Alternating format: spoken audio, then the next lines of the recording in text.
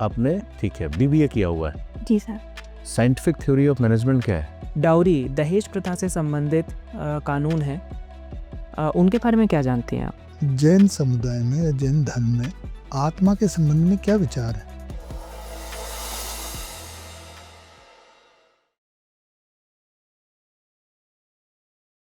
मैं आई कम सर? आइए नमस्ते सर। बैठिए। नमस्ते सर। नमस्ते। अदिति जी, बोर्ड मेंबर्स को अपना एक संक्षिप्त परिचय दीजिए। जी सर। सर मेरा नाम अदिति है। मैं छतरपुर जिले की बक्सवाहा तहसील की निवासी हूँ। मैंने अपनी स्कूली शिक्षा जवाहर नवोदय विद्यालय नौगांव से पूर्ण की है। उसके बाद मैंने अपनी ग्रेजुएशन डॉक्टर हरि सिंह गौर विश्वविद्यालय से की है। सर मेरी अभिरुचि में मुझे बुंदेली गायन व हिंदी साहित्य पढ़ना पसंद है। और सर वर्तमान में मैं संयुक्त संचालक कार्यालय सागर में सहायक आंतरिक लेखा परीक्षण अधिकारी के पद पर पदस्थ। ठीक है, उपन्यास पढ़ना भी आपकी हॉबी है। किस किस को पढ़ा आपने अभी तक? सर मैंने धर्मवीर भारती जी को पढ़ा, प्रेमचंद जी को और मन्नू भंडारी जी को पढ़ा। गोदान गबन सब पढ़ डालिए। सर गोदान गबन और सेवा सदन पढ़ा है सर मैंने। सेवा सदन, सेवा सदन उपन्यास के दो प्रमुख जो किरदार रहे हैं बताइए जरा। सर एक सेवा सदन का ही बताना है, जी सर। बताइए। सर सज्जन है उसमें जो नायक है वहाँ पर भूमिका निभाता है। और दूसरा जो नायिका है उनका नाम सॉरी सर मैं अभी याद नहीं कर कोई पा बात रही। नहीं। फणीश्वर नाथ जी का आपने कुछ पढ़ा, उनकी कोई कृति, रेणु जी की? सर मैं अभी पढ़ रही हूँ मैला आंचल, उनका उपन्यास अभी मैं पढ़ रही हूँ पढ़ रही वर्तमान हैं। में। जी सर। ठीक है। अच्छा, उपन्यास पढ़ना, उपन्यास की किताबें भी उपन्यास खरीदना भी पड़ेगा। जी सर। क्या गरीब किसी व्यक्ति या गरीब बच्चे की हॉबी हो सकती है, सर खासकर अगर वो EWS कैटेगरी से बिलोंग कर रहा है? सर मुझे लगता है कि उपन्यास बहुत महंगी वस्तु नहीं है। 60-70 रुपए में भी उपन्यास उपलब्ध हैं। पेपर बैग वर्जन हम 60-70 रुपए में लेके आ जाती है? सर पेपर बैग वर्जन 90-70 रुपए में, पुराने भी कई जगह किताबें मिल जाती हैं और स्टेशनरी पे, तो उनको भी हम ले सकते हैं सर। तो आप नया खरीदते हैं या पुरानी? सर कई बार तो मैं बोरो कर लेती हूँ बहुत सारे लोगों से, और कई बार स्टेशनरी से पुराना और नया दोनों खरीद लाती बुंदेली गीत याद करके आई होंगी, हूँ। जी सर। है ना? लेकिन हम आपसे गवाएंगे नहीं। ठीक है। आपने प्रबंधन में आपने ठीक है बीबीए किया हुआ है। जी sir. Scientific theory of management क्या है? Sir scientific theory of management जो FW टेलर ने दी थी वो वैज्ञानिक प्रबंधन से संबंधित है, जिसमें वो मानते हैं कि कोई भी प्रक्रिया है वो थंब रूल के अकॉर्डिंग नहीं होनी चाहिए, बल्कि उसमें विज्ञान देखना चाहिए।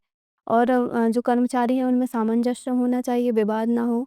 और वो मानते हैं कि व्यक्तिगत हित से परे हमें आपने एल्टन सार्वजनिक। मेयो को भी पढ़ा होगा तब तो, ह्यूमन रिलेशनल अप्रोच। जी सर। वो क्या कहती है? वो इसी आपने जो टाइलर जी की थ्योरी बताई उससे मिलती जुलती है या फिर उससे अलग है? सर जो एल्टन मेयो है वो मानव को प्रमुख मानते हैं। यहाँ पर जो टेलर साहब हैं वो मशीनरी की तरह यूज़ करते हैं मानव को, वहीं जो एल्टन मेयो है वो मानव को मानव की दृष्टि से देखते हैं और उनके व्यवहारों का भी अध्ययन करते हैं। हॉथॉर्न इफेक्ट क्या है? हॉथॉर्न इफेक्ट सर मुझे ज़्यादा जानकारी नहीं है, बस एक प्रैक्टिकल किया गया था एक सर। किसने किया था? सर एल्टन मेयो जी ने एल्टन किया। मेयो ने किया था। Good sir. अदिति जी, मध्य प्रदेश सरकार एक नए प्रकार के पर्यटन की दिशा में बढ़ रही है, डकैती पर्यटन। जानकारी है इसके बारे में? डकैती पर्यटन, सॉरी सर इसके बारे में ठीक है, जानकारी। जैसे कि नाम से ही समझ में आता है, वो जगह जहाँ पर एक समय पर डकैत रहा करते थे, छुपा करते थे, या उससे संबंधित इलाके, वहाँ पे हम पर्यटन को बढ़ावा देंगे, लोगों को ले जाके दिखाएंगे। क्या मंशा हो सकती है सरकार की इसके पीछे? सर इसके पीछे ये मंशा हो सकती है कि वो उस जगह की जो सामाजिक समस्याएं हैं उनके बारे में जागरूक हो सकें, और वहाँ की जो कल्चर रहा है उसके बारे में भी जागरूक हो सकें। ठीक है, काफ़ी हद तक सही बता रहे हैं आप। तो मध्य प्रदेश में ऐसे कौन से इलाके हैं जो डकैती की समस्या से प्रभावित रहे हैं? सर मूल रूप से चंबल का इलाका। चंबल का इलाका, चंबल ही क्यों? सर चंबल की जो अपसंरचना है, प्राकृतिक अपसंरचना, उससे अब नालिकाओं का निर्माण होता है, तो उनमें गहरे गहरे खड्ड बन जाते हैं जिसमें छुपना और शरण लेना आसान होता है सर। ठीक है, बहुत बढ़िया बता रही हैं। तो इस क्षेत्र से संबंधित जो कुछ डकैत रहे हैं उनके नाम जानती हैं? सर मैं अभी याद नहीं कर पा रही, सॉरी सर। क्या भारत में कोई महिला डकैत भी हुई हैं? सर फूलन देवी। बिल्कुल ठीक बता रही हैं, फूलन देवी। तो क्या हम इसे महिला सशक्तिकरण का एक उदाहरण देख सकते हैं? महिलाएं हर क्षेत्र में आगे बढ़ रही हैं। सर बिल्कुल नहीं मान सकते इसको महिला सशक्तिकरण का उदाहरण, क्योंकि सर एक नकारात्मक छवि जाती है इससे सर। अरे तो कोई बात नहीं, आगे तो बढ़ी ना। सर आगे मुझे नहीं लगता है कि अगर हम क्राइम के क्षेत्र में, इस तरह के क्षेत्र में आगे बढ़ते हैं तो उसको सशक्तिकरण कहना चाहिए। ठीक है, क्या कहेंगे फिर से? या ऐसा मान लें कि क्राइम जेंडर न्यूट्रल होता है, पुरुष करे महिला करे, गलत तो गलत है, जी सर, जेंडर न्यूट्रल है। ऐसा ही कहेंगे, ठीक है। क्या आपको लगता है वर्तमान में जो हमारी न्यायिक व्यवस्था है, उसमें जो कानून है वो जेंडर न्यूट्रल है? सर कुछ कानून हैं जो जेंडर न्यूट्रल हैं और निरंतर सरकार प्रयास कर रही है कि सभी कानूनों को जेंडर न्यूट्रल बनाया जाए। ठीक है। जो डाउरी दहेज प्रथा से संबंधित कानून है, उनके बारे में क्या जानती हैं आप? सर दहेज प्रथा से संबंधित जो कानून है वो महिलाओं को दहेज जो हत्याएं होती हैं उनसे संरक्षण प्रदान करते हैं। ठीक है, ठीक है। वर्तमान में अगर आप अखबारों में देखें या सोशल मीडिया प्लेटफॉर्म्स पर देखें तो एलिमनी नाम का एक शब्द काफ़ी चर्चा में बना हुआ है। क्या होता है एलिमनी? सर एलिमनी एक तरह का भत्ता कह सकते हैं, जो एक मुश्त राशि होती है जब तलाक होता है तो पुरुष वर्ग को महिला को देनी होती है सेटलमेंट के तौर पर। क्या ये ठीक है? क्या एलिमनी का कॉन्सेप्ट होना चाहिए? सर मुझे लगता है एलिमनी का कॉन्सेप्ट होना चाहिए, लेकिन जो आजकल जिसका यूज़ गलत हो रहा है तो उसमें हम सुधार कर सकते क्यों हैं। होना चाहिए? अगर आपने दहेज प्रथा खत्म कर दी तो एलिमनी क्यों होनी चाहिए? सर एलिमनी एक तरह से महिलाओं को कानूनी संरक्षण प्रोवाइड करता है कि अगर तलाक होता है तो बाकी की ज़िंदगी में वो संरक्षण सुरक्षित तरीके से जी सकें, इसके लिए। हमारा ध्यान इस चीज़ पे नहीं होना चाहिए कि हम महिलाओं को इतना सक्षम बनाएं कि उन्हें किसी दूसरे व्यक्ति विशेष पर निर्भर रहना ही ना पड़े, बजाय इसके कि हम उस दूसरे व्यक्ति को फोर्स करें कि आप एक निश्चित धनराशि हर महीने इन्हें दें। सर निरंतर सरकार महिला सशक्तिकरण के क्षेत्र में कार्य कर रही है और मुझे लगता है सर एक ये क्रमबद्ध प्रक्रिया है, धीरे धीरे इसमें सुधार होगा और आगे चल के मुझे लगता है कि एलिमनी जैसी चीज़ें भी खत्म हो जाएंगी। ठीक है। अदिति, बस एक प्रश्न का और जवाब दीजिए। महिलाओं के राजनीतिक सशक्तिकरण की दिशा में हम क्या काम कर रहे हैं? सर सबसे पहला तो हमारा नारी शक्ति बंधन अधिनियम आया है, उसके माध्यम से 33% आरक्षित की जा रही है महिलाओं को। क्या ये इस सीटें- कानून के माध्यम से संविधान का संशोधन भी हुआ है? जी सर, उसमें संशोधन। कौन सा संशोधन है ये? सर एग्जैक्टली मुझे अभी। ठीक है, इस कानून के अलावा और क्या कर रहे हैं हम? और सर पंचायतों में महिलाओं के लिए 50% आरक्षण है मध्य प्रदेश में, और जो राजनीतिक दल हैं वो अपने स्तर पर भी महिलाओं को आगे बढ़ा रहे हैं। ठीक है। आप पंचायत से पार्लियामेंट इस पहल के बारे में जानती हैं? सर सॉरी सर, मैंने इसके बारे में नहीं सुना। शुक्रिया सर। जी आदित्य जी, जी सर। ये ऑडिट और स्क्रूटनी में क्या अंतर है? सर ऑडिट जो भी लेखा जोखा होते हैं उनकी हम सत्यता का परीक्षण करते हैं, वहीं स्क्रूटनी में हम किसी भी संदर्भ में पूरी समीक्षा करते हैं, उसके गुण दोष क्या समस्याएं रही उन सभी के बारे में जानते हैं। अच्छा, कौन ज़्यादा इनपुट किस में देते हैं हम, ऑडिट में कि स्क्रूटनी में? जी सर। इनपुट जो देते हैं कुछ सजेशंस वगैरह, वो किस में देते हैं? सर स्क्रूटनी में सजेशंस होती हैं, लेकिन अगर आंतरिक अंकेक्षण हो रहा है तो सर उसमें भी सजेशंस दी जाती हैं। जी। अच्छा, ईडब्ल्यूएस के क्या क्राइटेरिया है ईडब्ल्यूएस में आने के लिए? सर 8 लाख तक की परिवार की इनकम 8 लाख तक होनी तो चाहिए। व्यक्ति की इनकम नहीं जोड़ी जाती है? सर संपूर्ण परिवार की इनकम जोड़ी जाती है, उसमें सभी व्यक्ति शामिल होते अच्छा, आपकी भी इनकम उसमें जोड़ी जाती है? हैं। जी सर। तो जैसे अभी आप ठीक ठाक पद पे हैं और आपने इनकम भी ठीक लिखी है, तो आप तब भी आते हैं उसमें? सर ये जब परीक्षा हुई थी उस समय पर मैं पद पर पदस्थ नहीं थी, और अभी वर्तमान में मेरी 8 लाख से अधिक आय भी नहीं है सर, तो इस कैटेगरी में आ रही हूँ। जी सर। अच्छा, जैन समुदाय में या जैन धर्म में आत्मा के संबंध में क्या विचार है? जी सर। आत्मा, सोल। आत्मा के विषय में सर वो आत्मा को स्वतंत्र मानते हैं और ये मानते हैं कि व्यक्ति और आत्मा भिन्न है। और कोई स्पेसिफिक? सर अभी तो आपने पढ़ा है कि वो मानते हैं कि एक स्थान पर दो आत्माएं रह सकती हैं? सॉरी सर, मैंने इस विषय में। अच्छा, अहिंसा का जो सिद्धांत है, नॉन वायलेंस, इसमें जैन धर्म और बुद्ध धर्म में क्या अंतर है या क्या भिन्नता है? सर अहिंसा का जो सिद्धांत है वो जैन धर्म में कठोरता से पालन किया जाता है, वहीं बौद्ध धर्म में थोड़ी सी इसमें ढील है। और कोई मूलभूत अंतर? Sorry sir. तो जो जैन समुदाय है वो भारत में किस राज्य में सर्वाधिक है और क्या प्रतिशत है? सर प्रतिशत की जानकारी नहीं है, पर मैं अनुमान लगा सकती हूँ कि गुजरात में सर्वाधिक है। राजस्थान नहीं। तो सॉरी सर, मैं इसके बारे में पढ़ूंगी अब। ज़्यादातर देखा गया है, आपने क्लेम किया है कि मैं ग्रामीण क्षेत्र से आती हूँ, पर ज़्यादातर देखा गया है कि जैन समुदाय ग्रामीण क्षेत्र में नगण्य के बराबर है। क्या कारण है? सर मुझे नहीं लगता कि जैन समुदाय गाँव में कम है, क्योंकि मेरे आसपास बहुत सारे ऐसे ग्राम हैं और भी ग्रामों में निवास करता है, लेकिन प्रतिशत का इसका कम है। इसका कारण ये हो सकता है सर, अवसर की तलाश में शहरों की तरफ चले जाते हैं, रोजगार की संभावनाओं के लिए शहरों की तरफ आप जो बक्सवा से हैं, वो अभी चर्चा में रहा था बक्सवा, किस कारण से? सर यहाँ पर एक खनन परियोजना के कारण कई सारे पेड़ काटे जाने की बात आई थी, इसकी वजह से यहाँ पर एक जन आंदोलन हुआ था, इसकी वजह से सर ये चर्चा अभी में। क्या स्टेटस है उसका? सर अभी हाई कोर्ट द्वारा इस परियोजना पे स्टे लगाया हुआ है। किस कंपनी को मिला था ठेका? सर बिरला ग्रुप कंपनी है, उनको दिया गया था। क्या कौन से खनिज मिलने का अनुमान था? सर हीरे की खदान। क्या कारण है वहाँ हीरे मिलने का? सर वहाँ की जो जहाँ तक मैं समझ पा रही हूँ, वहाँ की जो भौगोलिक अवसंरचना है उसमें जो वहाँ पे जो चट्टानें पाई जाती हैं उस वजह से। लास्ट प्रश्न मेरा, कई बार ऐसी बात उठती है कि वेश्यावृत्ति को कानूनी रूप दे देना चाहिए, क्या मत है आपका इसमें? सर मुझे लगता है कि अगर वेश्यावृत्ति को कानूनी रूप दे दिया जाता है तो जो वेश्याएं हैं उनके अधिकार संरक्षित होंगे। दूसरा सर, वो एक आजीविका की तरह यूज़ करती हैं, तो उनका जो जीविका है वो भी संरक्षित होगी, मुझे लगता है। धन्यवाद। अदिति जी, जी सर। रैंडोरी क्या होता है? सर मैं आपका प्रश्न नहीं समझ पाई। रैंडोरी, RANDORI, ये टर्म कभी सुना आपने? आप जूडो खेलती हैं, जी सर। इसी से जुड़ा हुआ है। वो एक मूव है, मूव, मूव है सर। मूव मतलब पटकी पटका है ना, जी सर। उसी से जुड़ा हुआ है, वही मैंने पूछा। कोई बात नहीं। आपने राज्य स्तरीय प्रतियोगिता, अच्छा रजत पदक भी आपको मिला है, राज्य स्तर पे आपने खेला है? जी सर। सिल्वर। रैंडोरी नहीं पता? No sir. कोई बात नहीं। अच्छा, ओलंपिक में है जूडो कि नहीं है? जी सर, है ओलंपिक में। पिछली बार किसको मिला गोल्ड मेडल? किस देश को? जी सर।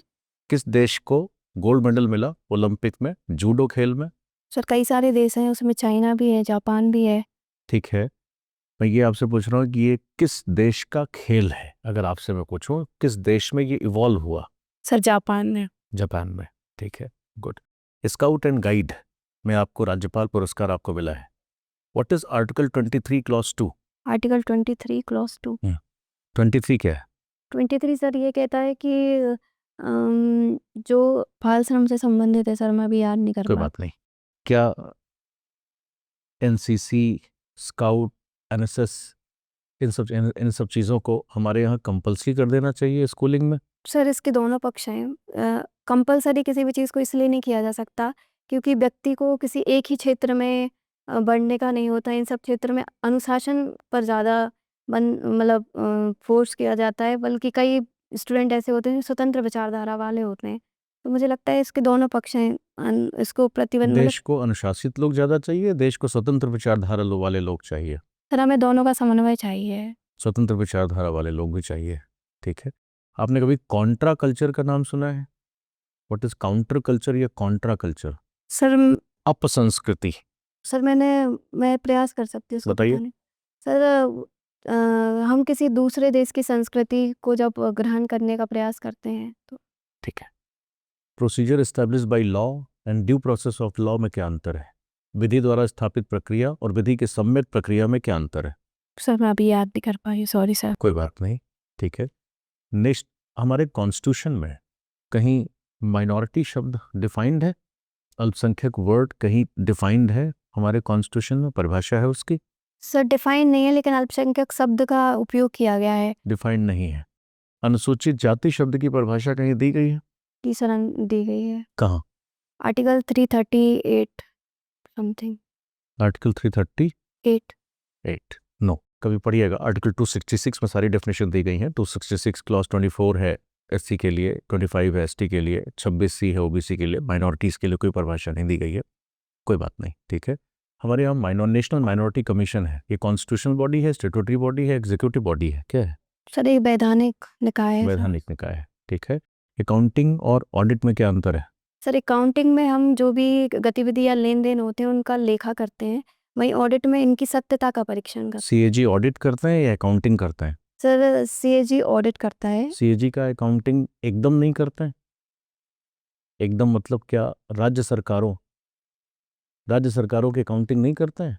सर सॉरी सर, मुझे इस बारे अच्छा, में राज्य जानकारी सरकार, ये मध्य प्रदेश सरकार का बही खाता, इसका ऑडिट कौन करता है? सर सीएजी ही करते हैं। सीएजी करता है, ठीक है। तो उनकी अकाउंटिंग भी यही करता है एक्सेप्ट गोवा, ठीक है। कोई बात नहीं। What is PSC? Public account committee, लोक लेखा समिति। सर लोक लेखा समिति एक संसदीय समिति है जो सीएजी की रिपोर्ट पर चर्चा करती है और लोक लेखाओं में कमी लाने, मतलब जो भी व्यय है उनमें कमी लाने का भी प्रयास करती है। ठीक है। जुडिशियल एडवेंचरिज्म एक टर्म होता है, बता सकती हैं क्या है? Sir sorry sir. Judicial overreach यानी कि न्यायिक अतिरेक क्या है? सर न्यायिक अति सक्रियता एक टर्म है। इसमें न्यायपालिका अपनी कार्यक्षेत्र से बाहर कार्यपालिका और विधायिका के क्षेत्र में दखल करती है। ठीक है, ठीक है अदिति जी, आप जा सकती हैं। आप पर साक्षात्कार बुरा होता है। Thank you.